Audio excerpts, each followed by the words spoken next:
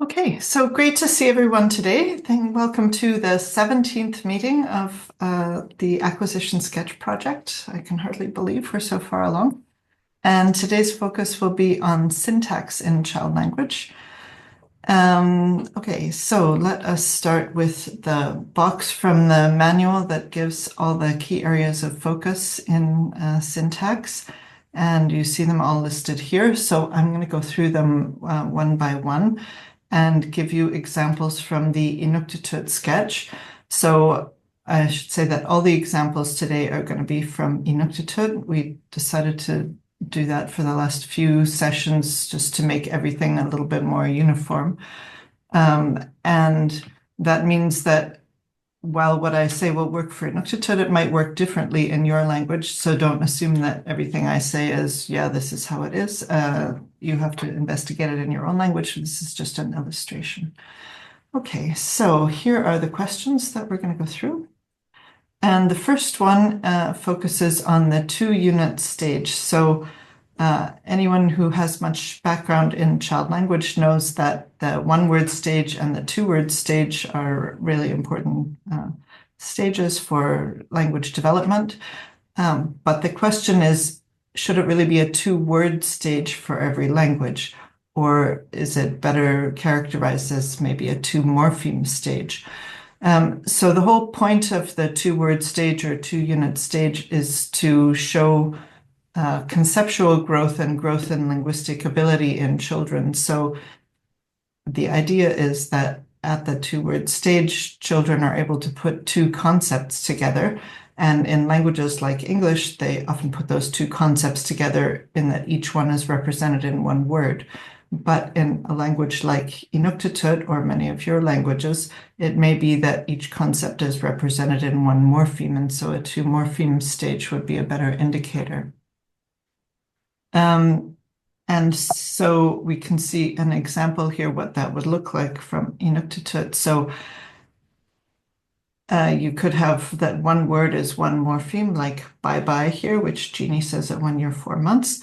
And then 2 words, 2 morphemes, like hi Anana, hey mom, or look mommy, something like that.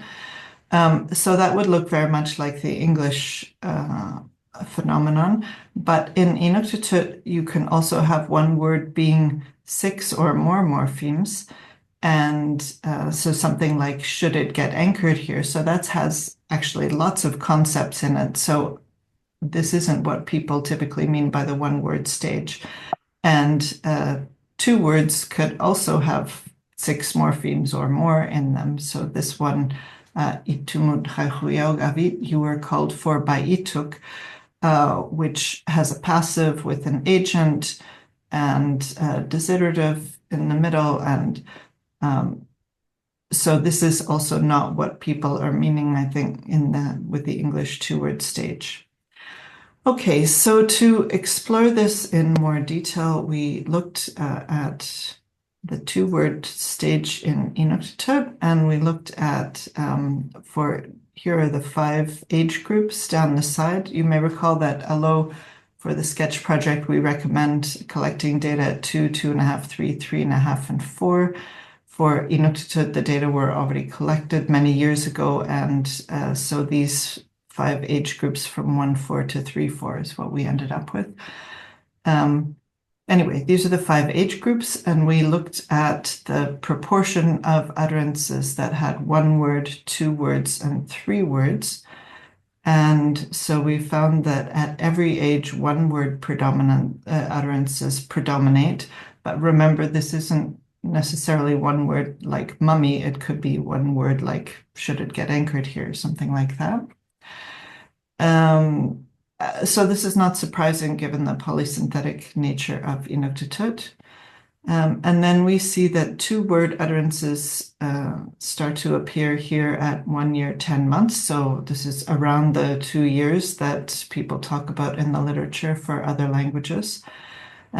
Interestingly, the maximum number of words per utterance is 3, even at age 3 year, 4 months. And this is quite different from English, where at 3 years, you'd expect that average utterance length to be 3 words or 3 morphemes, but the maximum would be twice as long as that, or maybe more. So this suggests that talking about a 2-word stage for a language like Inuktitut and agglutinative polysynthetic language might be fine, but also measuring utterances by number of words for a language like Inuktitut might not be the best overall measure to see an increase in linguistic complexity. Okay, so then we looked at, for the 2 morpheme stage idea, the length of words in morphemes by age in children's speech. And again, we have the age groups down the side here, and across the top we have, so this is word length in morphemes, so 1 morpheme per word, 2 morphemes, 3 morphemes, etc. And we see that 1 morpheme words predominate in the data until age 1 year, 10 months, and then they become less than 50%. So that looks like somewhere again around this age of 2, maybe we see a difference that 2 morpheme and longer words are taking over.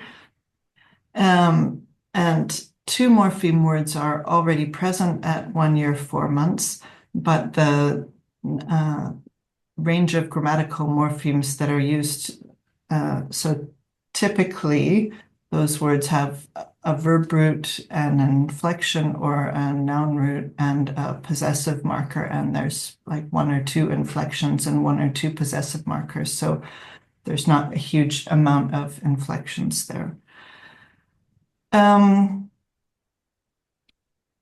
And then it's also interesting to see that the number of morphemes per word increases gradually with age in a much more nuanced way than the number of words per utterance. So all these things together suggest that measuring utterances by a number of morphemes per utterance might be a better overall measure for a language like Inuktitut than the number of words, because it increases more clearly with age. So this is what we did for Inuktitut. Again, for your language, you should do some similar analysis and see what makes sense for your language. I could imagine that for polysynthetic languages, this would really hold, and maybe for agglutinative languages as well. I don't know for fusional languages. It also depends if, so Inuktitut allows omitting the subject and object. That's pretty frequent. If your language allows that too, then a 2 morpheme stage might be more sensible. So it depends on the typology of the language, but okay, this is what we've done for Inuktitut. Okay, then here are some examples of what utterances look like at this 2-unit stage. Here's a verb root with an inflection, haigit, come here. So it starts with the verb root come and then the inflection. Here's a noun root with, in this case, a possessive marker, the absolutive marker my, so my anchor. Here's a demonstrative with a case marker, this one. Here's a locative with a case marker here. Both these words are really common in early language. And very rarely do we get 2 separate words. Most of the time, those 2 separate words are not syntactically related, like this one, aukasiasi, no Jesse, where there's no syntactic relationship between the words. And then very occasionally we get utterances like ihaluk uva, the fish is bleeding, where this verb root bleed should have a verbal inflection, but doesn't. That happens pretty commonly before 1 year, 10 months, and after that, not very commonly. But here we have an utterance at 2 years, 1 month that has no inflection, but it does have the subject. This is quite rare, but it exists. And in a language like English, these kinds of utterances would be very frequent. Okay, so that is, I think, all I want to say about the 2-word or 2-unit stage. Then The second question we address in the manual is word combinations. What type of word combinations are used at different ages? Is there any evidence for stages of development? And are there any patterns in the types of words combined, in the orders of words combined, and in the function of the combinations? So we first looked at the types of combinations. I'll give you examples of each of these in a minute. But we found that the most frequent overall were ones like what we saw in the last slide, these two-word utterances with, I should say this is all data for two-word utterances. In our sketch, we also have a table like this for three-word utterances. That looks pretty similar. Okay, so for two-word utterances, the majority of them at every age are in, or more than the other types at least, are these ones in apposition where the two words aren't syntactically related to each other. And then what comes in last is ones where one word represents a main clause and one word represents a subordinate clause. Those come in only at 3 years, 4 months, and there's very few. In fact, I think there's only one example, maybe two. And then the other three types are ones where there's one adverbial, where there's a subject and complement with no verb, and where there's either a subject or object with a verb. And those occur with more or less similar proportion from 2-4 on. Okay, so those are the types of combinations we see and the development that we see as well. Here's some examples of what these look like. So here's another example with apposition. Chaigi Anana, come with me, Dad. So that's a vocative plus a verb. Then the subject complement structure is very common in Inuktitut and I think in many other languages, where normally in English you would have a copula here, like this one is mine.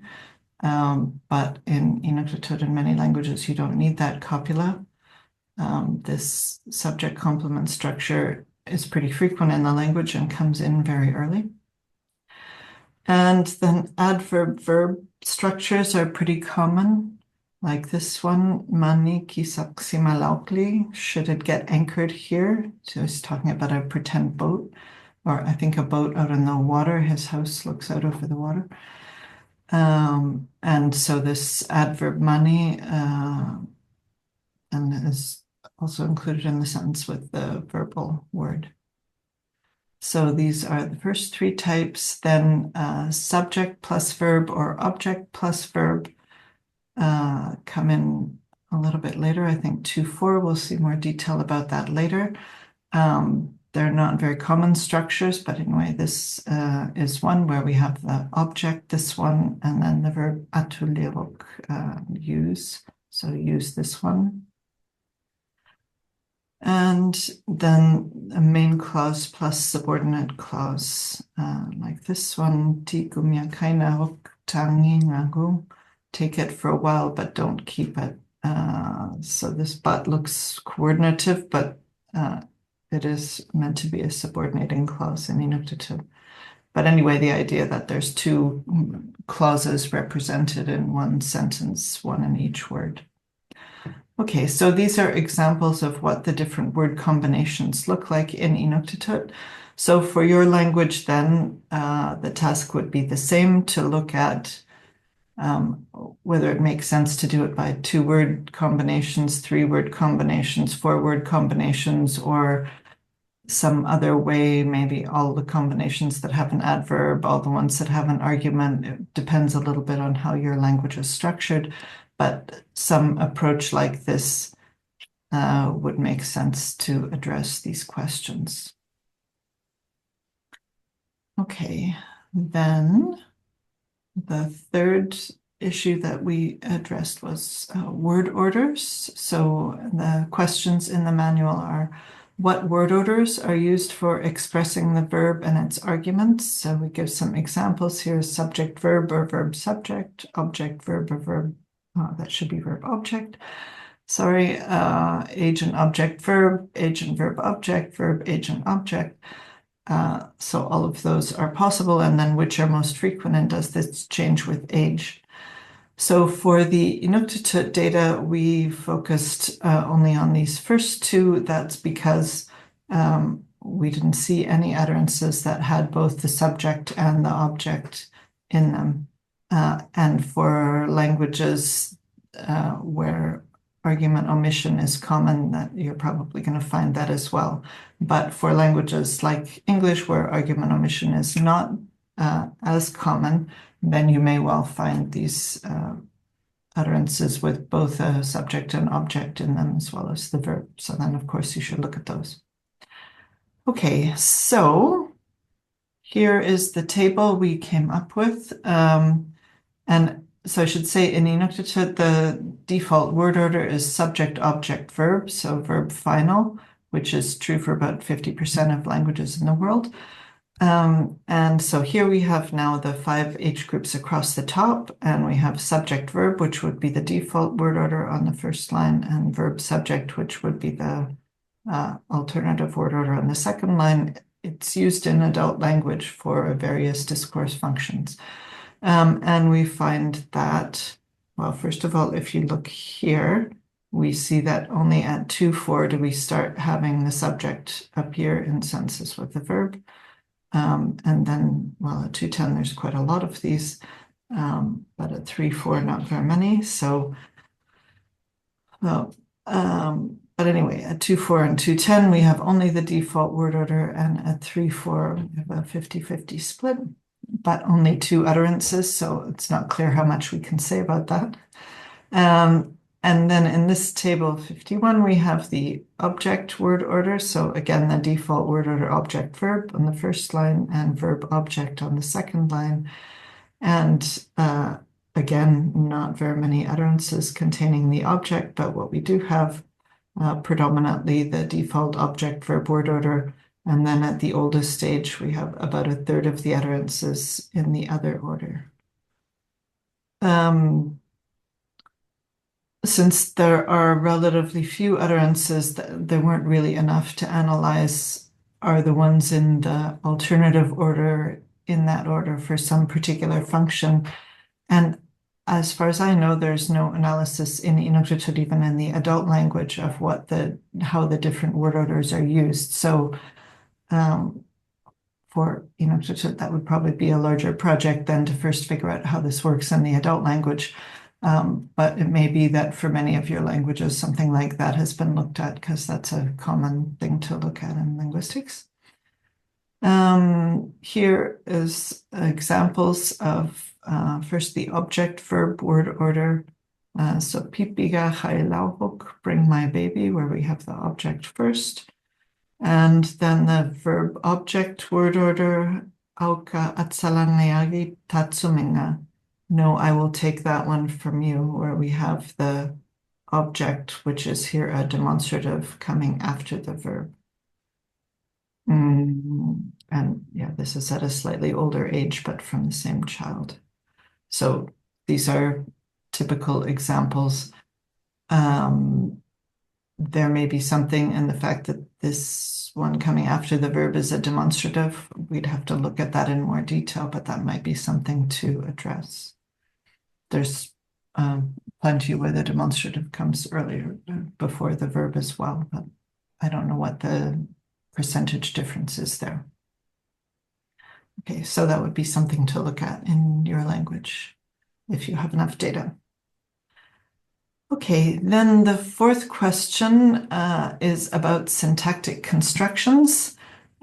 So what syntactic constructions are used? Is there any evidence for development or stages? And then select a few structures that are most relevant for your language or that show developmental patterns.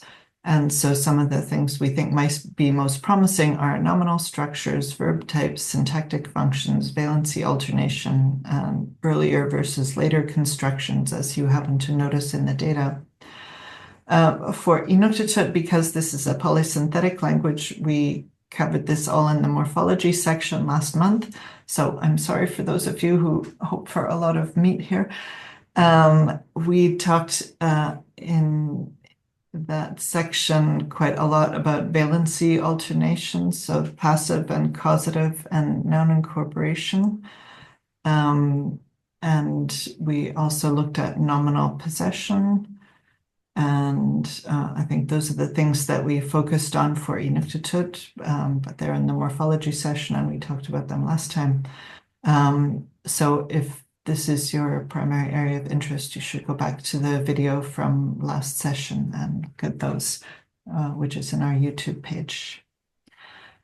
If you're interested and have questions about it, I have the slides so I could show you these in the question period if you want. Okay, then we come, so those were the 4 core questions then. I don't know if I can remember them. The 2-word stage, yeah, I can't remember them, but you remember them anyways. Then we come to the extension questions. And well, maybe I will just jump here to the there, here we have. Okay, so our core questions were the 2-word stage or 2-unit stage, the types of word combinations, the word orders that are used, and the syntactic constructions. Those are the core questions that we suggest are covered in all sketches for all languages. And then the extension questions, depending on what makes most sense for your language. So here we have 1 or 2 structures that are particularly salient in the language, do a more systematic analysis, and then 3 questions about argument realization, which is what we addressed for Inuktitut. So let me quickly jump back here. Okay, so here we see the questions for argument realization. So how are arguments realized?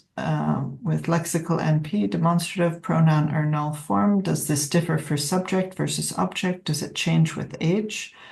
And then is the form of argument realization associated with the accessibility of the referent? So new versus given, or bridging, or depending how much detail you want to go into for accessibility.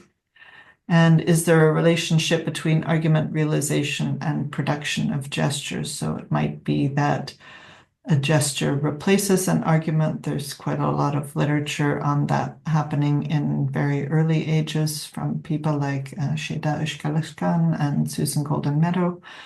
Other people have found that particularly demonstratives tend to co-occur with arguments.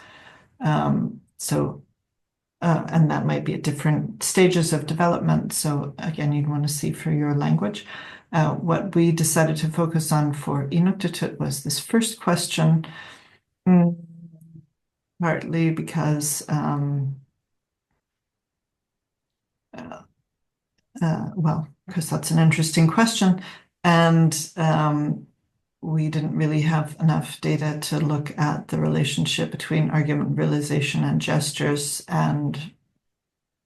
or new and given, although I've actually done quite a lot of work on that, so I'm not totally sure why we didn't do that for the sketch. We could have. Anyways, addressing the first question, here we see the subject realization by age in children's speech and the object realization. So I'll go first through the subject realization.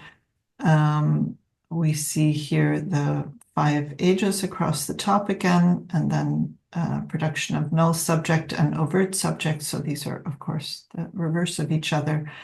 And what we see is that at every age, null subjects are far more common, and overt subjects are pretty rare. And so if you jump down to object realization, we see exactly the same pattern, that null objects are far more common and overt objects are pretty rare. For both subjects and objects, the overt version starts appearing at 2-4. I should say overt. Some people sometimes ask about this overt. So the subject and object are realized in the verbal inflection. So it's not that they're not realized at all in Inuktitut. So you've seen in several of the previous examples, the verbal inflection where there's the agreement for the subject and object. depending on your theoretical orientation,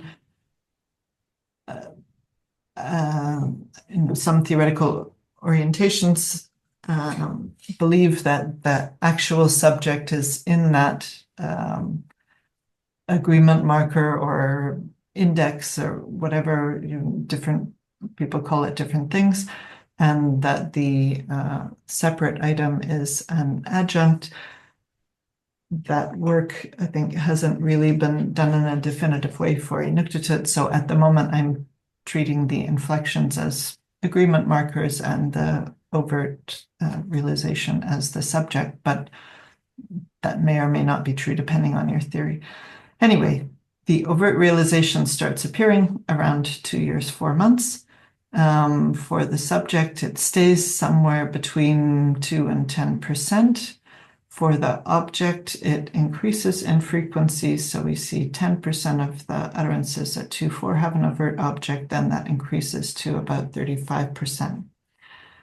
So the original questions were, what are the patterns of argument realization?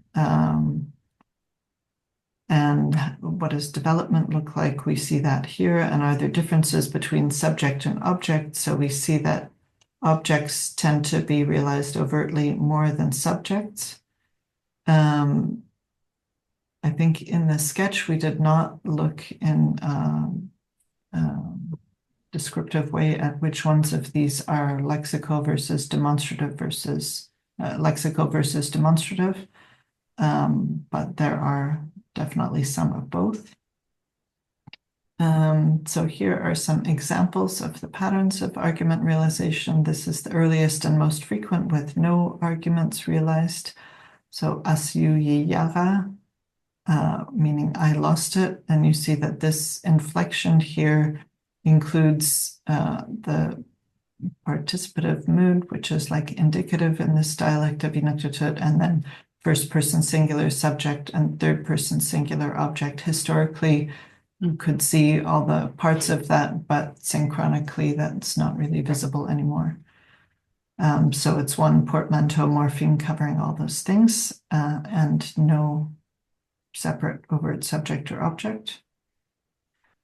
Then you see some utterances where the subject is realized. Here's one with the demonstrative, una napisim simayok. This one is broken.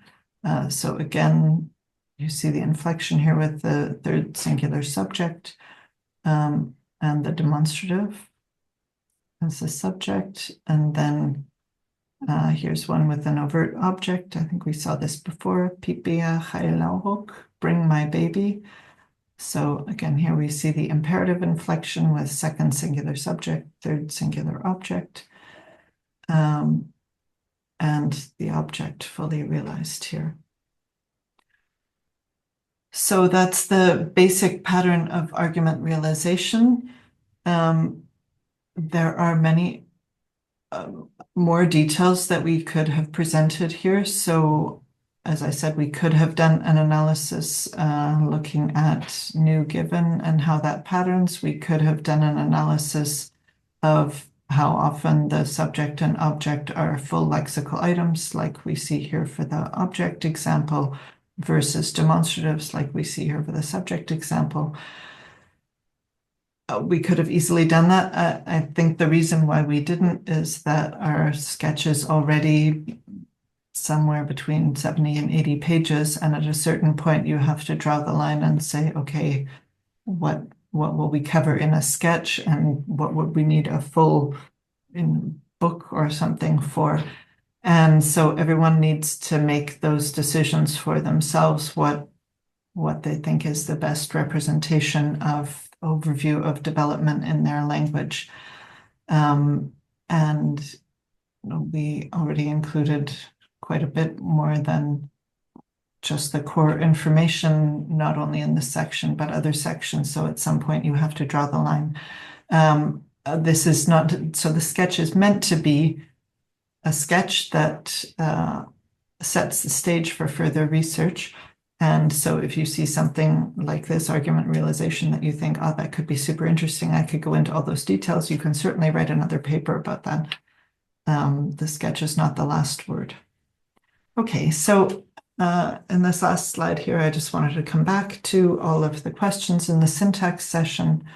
So here are the 2-unit stage word combinations, word orders, syntactic constructions, and then the possibility to extend depending on what makes sense for your language with a number of questions about argument realization, because that could be an obvious thing to look at. Okay, so that's all I have to say about the syntax session with examples from Inuktitut. And now we have lots of time for questions and discussion. And I wish you good luck in writing up the syntax session for your language. So I'm going to stop sharing now, and we can come back to our group. And I'm happy to entertain questions or discussion or. Shanley? Yes. Hi.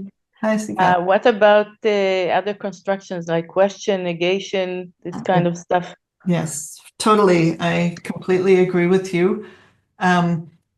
We have something about questions in the child-directed speech part in Inuktitut. Why we didn't look at questions or negation, again, I don't know. I think it's just a matter of time, and one should totally look at those. So, yeah, I completely agree with you.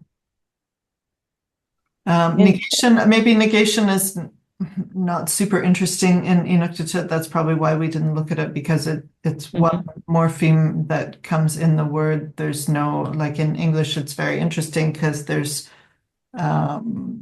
different forms. There's a developmental trajectory. In Inuktitut, you just stick the morpheme there. There's nothing interesting. So I think that's why we didn't talk about it. Questions would have been interesting. And morphosyntax, like agreement. For instance, in Hebrew, you have to have agreement between the subject and the verb. So, and this develops later for definiteness or, things like that. So the part of that exists for Inuktitut, we dealt with in the morphology section. So we have a whole analysis of all the verbal inflections and nominal inflections that were used in the data. We probably, for Inuktitut, don't have the agreement between the subject and verb that you have in Hebrew. So all these questions make me think there's definitely room for another round of this once we have some more sketches. We should make these tutorials again with lots of examples from lots of different languages. So that would be a great idea. Yeah, definitely one should look at all these things. And what about, I have a methodological question. Some of the realizations of subjects or objects are context dependent, and some are just redundant, like the child, at least in Hebrew, you can say achalti or ani achalti. So you add the pronoun, but actually the person is indicated in the verbal inflection, so the pronoun is redundant. So I was wondering if you looked only at obligatory context or just any occurrence of subjects, regardless of whether they were obligatory or necessary by the context, or just. So we looked at every occurrence of subject, not whether they were obligatory. So as you saw, the subject omission in Inuktitut is extremely common, and these data had happened like 95% of the time. And so what I found in other work is that that's very related to new versus given and various other accessibility factors, but also not 100-0. So it's not the case that absolutely every new subject is realized overtly.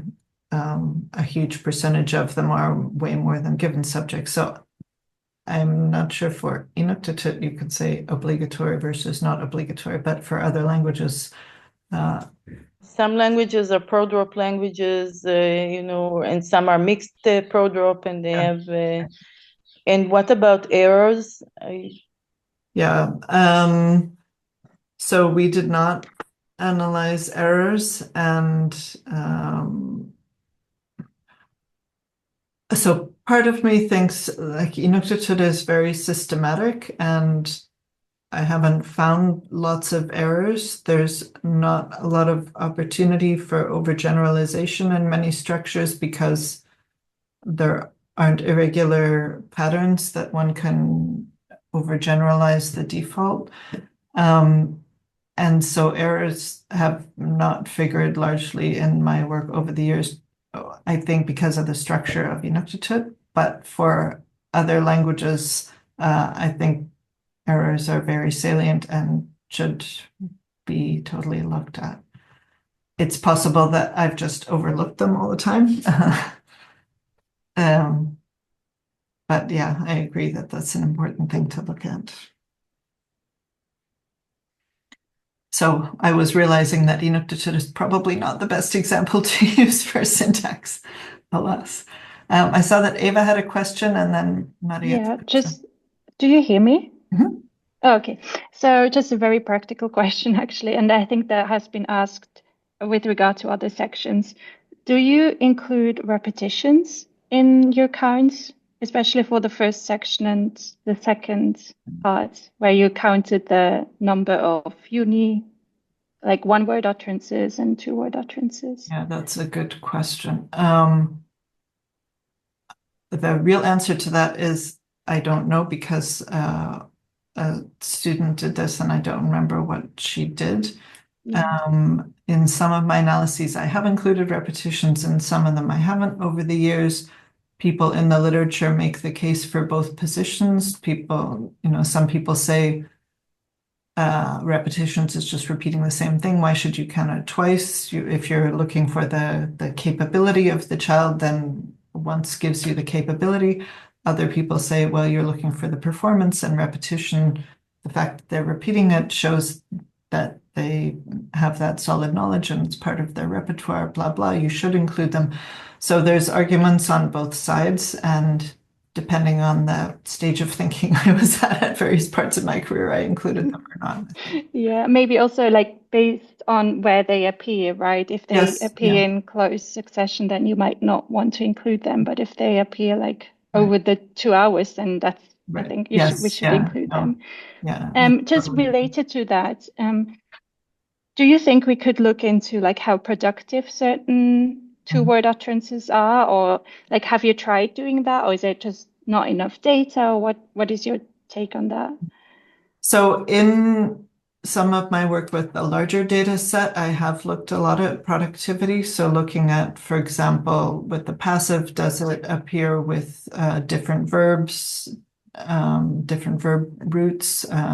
Does it there? I found a little bit of overgeneralization, or with the causative. With the causative, I found an initial stage where the causative always appeared with the same verbal inflection. So like make me do X. Mhm. And in fact, at the initial stages, it often was just the causative plus the inflection without the verb root, which is technically possible in colloquial adult enunctative as well, but it was a bit auffällig, like surprising, whatever, that only that occurred in this first stage. And then a second stage where more verb roots started to appear, but always with imperative inflections. And then a third stage where you had lots of different verb roots and also inflections, not only imperative, but also declarative or interrogative or whatever. So if you're interested in productivity, maybe that causative paper, I think it's 1998 in linguistics, could be an interesting example to look at, because there's very clear stages that illustrate not so much productivity going to more productivity. Mhm. And with some of the two morpheme utterances that I showed you, it's also not totally clear that they're productive. Like una, the demonstrative that I showed, that's technically two parts. The u is this one, and the na is the absolutive marker. At the earliest ages, you see only una, and then later you start to see u with other case markers. So should we count it as two morphemes or not? I don't know. With the sketch data, I mean, that's one problem with the sketch data overall is that we don't really have enough utterances to be able to tell definitively. I have to say, though, in defense, even with 20 hours of data, or you don't really have enough utterances, so you'd need a huge data set of the type you find for English and Chaldus to be able to definitively say that. And I guess almost none of us will ever get to that level with our languages. So we have to just make some decision and go with it. So for this, we just made the decision to count them as 2 morphemes, even though I'm pretty sure we say somewhere in the sketch that this may or may not be true at the earliest stages. Makes sense. Yeah. Thank you. Okay, thank you. Maria Teresa? Yeah, I don't know if you already covered, but what about inflectional languages where a single morph can express 2 morphemes, for example, or even 3? Would you count 3 or 1? So that is the case for Inuktitut. Inuktitut is agglutinative except for nominal and verbal inflections, which are portmanteau morphemes. So the verbal inflection includes mood and person and number of subject and person and number of object, all in one portmanteau morpheme. And I count those as 1 morpheme when I'm doing MLU counts or whatever. Why? Because, I mean, I guess really, to be honest, because they're listed in the grammar as 1 morpheme, and so that's what I did. But I also think that children probably perceive them as 1 morpheme, even though they're arguably 5 different meaning units. I mean, to count them as 5 morphemes seems like very extreme, and also wouldn't fit. That would mean children at age 2 would have MLU and morphemes of, I don't know, some huge amount, because if every one of those inflection markers counts as 5 morphemes, they'd already at that age have an MLUM of 6, and I don't know. But it is a tricky question, and probably one has to answer it differently for different languages, depending on maybe how obvious or not the different meaning units are in the morpheme. What do you do? I don't count. I count by word in general. But given the example you gave, sorry.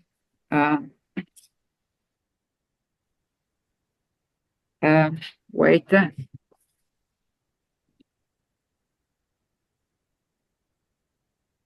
Hello? Yes. We hear you. Yes, sorry, I had an internet problem. I count by word,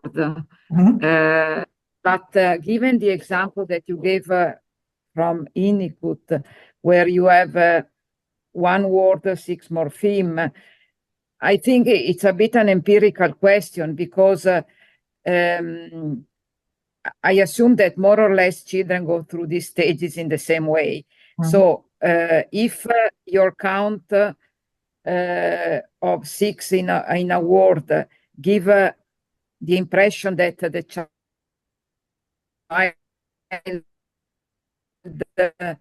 of that language has is clear of inflectional language, we should adapt. I don't know the answer, but I think it's an empirical question, and see how languages that are agglutinative develop with respect to languages that are analytic or languages that are inflectional. Yeah, I mean, that's also an interesting question. The typologies of languages are so different, and can you really compare, like, how can you compare directly across languages of different typologies? So I think that let me just share this slide again that you were referring to here. Whoops, this is the one, right? So this morpheme here, gamma, which is the contingent mood and first singular subject,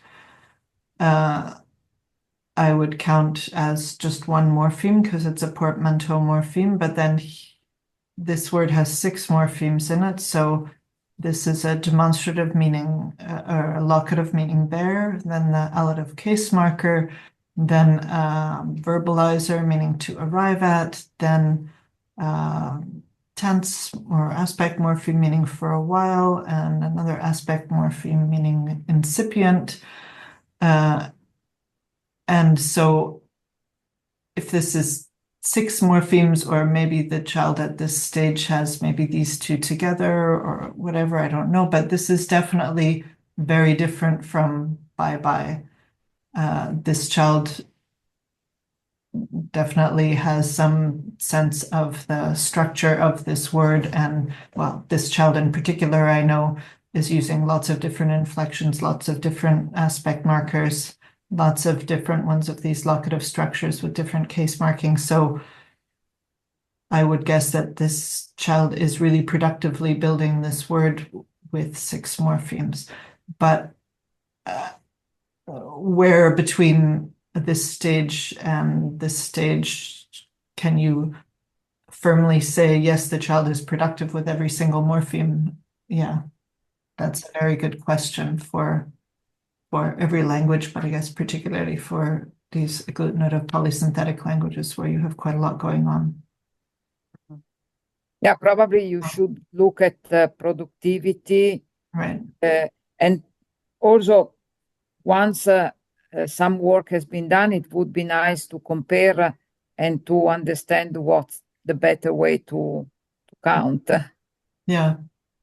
Right. So for this child, I mean, I have done a lot of work with a larger data set and know that he is productive for these utterances and these structures. But if I were just starting out with this, then you're totally right. And that's a huge question. And that's one of the limitations of, as I said, of the sketch approach, that we have a limited amount of data to know how much is really productive. So, but as I said, that's true with all child language studies, I think. Yeah, good questions. What do other people do with this? Have other people found the answer to determining how productive their data is? Or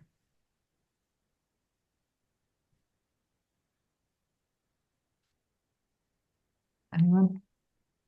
Birgit, I'm putting you on the spot. What do you do about productivity? I deal with it by calibrating my statements about productivity.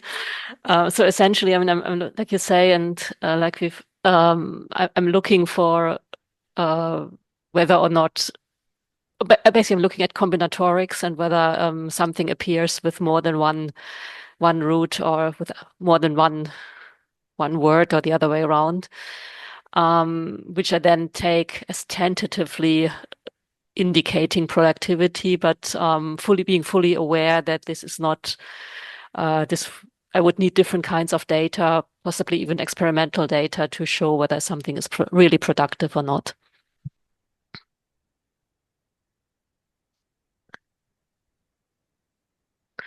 But I think that's basically the issue behind the sketch approach, right? When we had to have this trade-off, and with 5 hours of data, we can do quite a bit. We can put forward hypotheses about whether or not something might be productive or not. But we then really, to get proof, we need to resort to other data types. At least that's how I approach it. And it probably also depends on the phenomenon, right? Yeah. Like certain things you might be able to like get enough data points from these 5 hours, and for other aspects you just don't find enough data because they're not they're not frequent in the language in the first place, or not frequent enough. Yeah, Good point. Yeah. And we also saw this generally in your talk right there.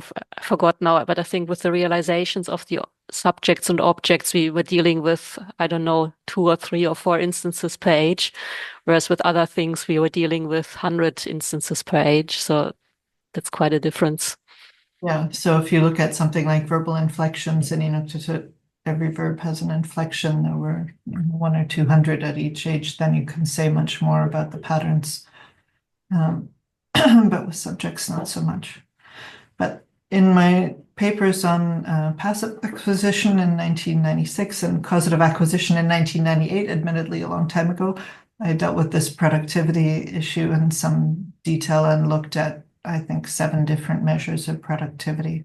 So those could be a place to start for looking at productivity in this type of language, or principles for looking at productivity in general.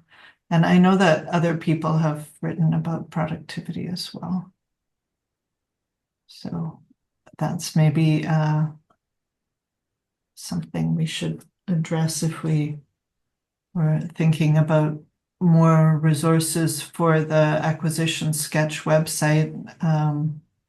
That would help people with various questions, maybe like paper on productivity and how to assess it or something could be useful. I think you can use Santos's et al. Measure of mean size paradigm for productivity, and check whether the size of the verbal paradigm increases over time, which means that there's probably a productive use of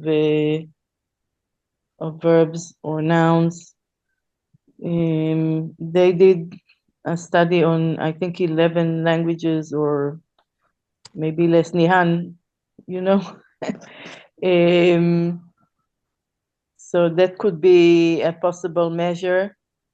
When I wrote about productivity with respect to Hebrew, we looked at usage of different verbal inflections across certain samples and across different verbs. So a particular inflection, if it was used by, let's say, 5 different verbs, or if it was used in 3 consecutive recordings by the child and was self-initiated, then we just assumed that it was productive.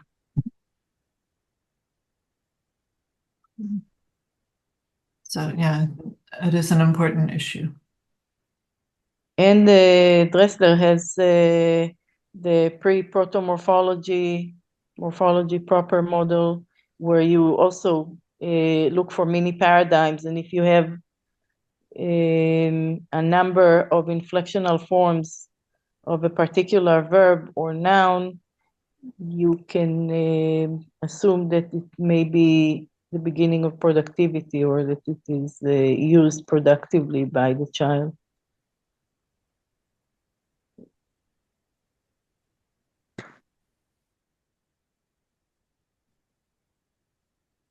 More questions, more discussion.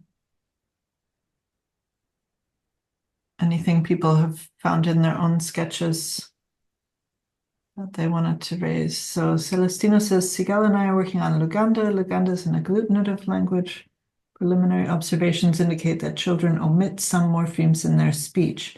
This is something you indicated in one of your examples for Inuktitut. How frequent can this be in children's speech based on your data? Production of incomplete forms in terms of morphemes or words. Yeah, that's a super interesting question. I feel like in Inuktitut, my approach has been, wait, are you still seeing this sharing of my data, of my slide? No, essentially, okay. So my approach has been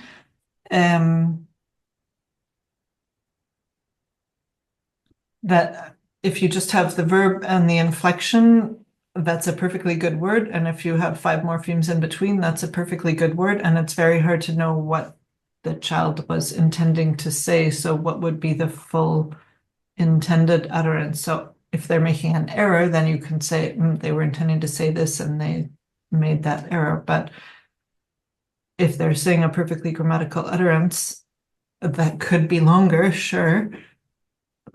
how do you know they intended to say it longer? So my feeling is Inuktitut isn't a good language to look at that question, but it sounds like Luganda might be a better language. So I don't know. What have you been doing so far? Or does anyone else have insight to offer from their languages? Or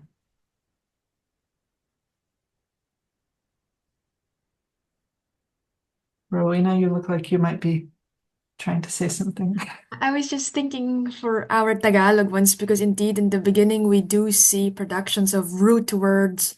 And as I've mentioned before, then it becomes tricky for us to even categorize what they are, if they're nouns or verbs in those scenarios, just if we're plotting what the combinations are, for example. But indeed, I think it's even in child-directed speech, we also notice that some parents would actually omit morphemes as well. So it is in their input as well. So I think that would be something that we should focus on when we write our Tagalog one.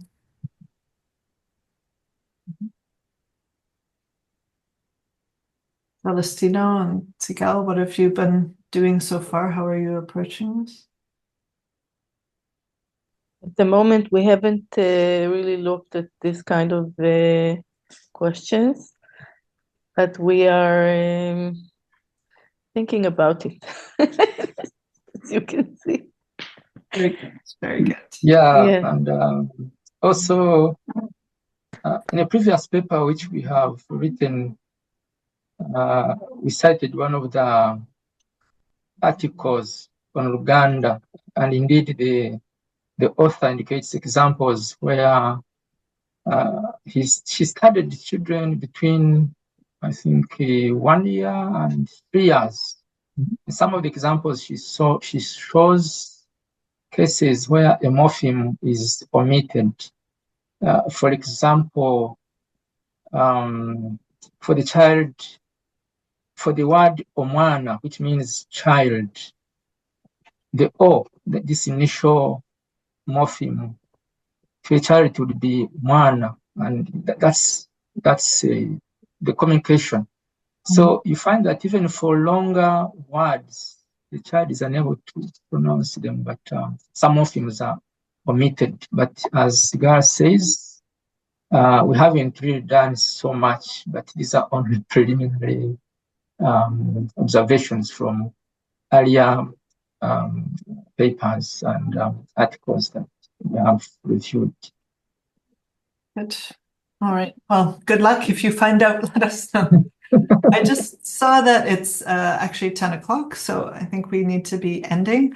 I wanted to say that our next session will be on May 13 and 14. So for this Europe group on May 14th, again at 9 in the morning. And the focus will be gesture in child-directed language.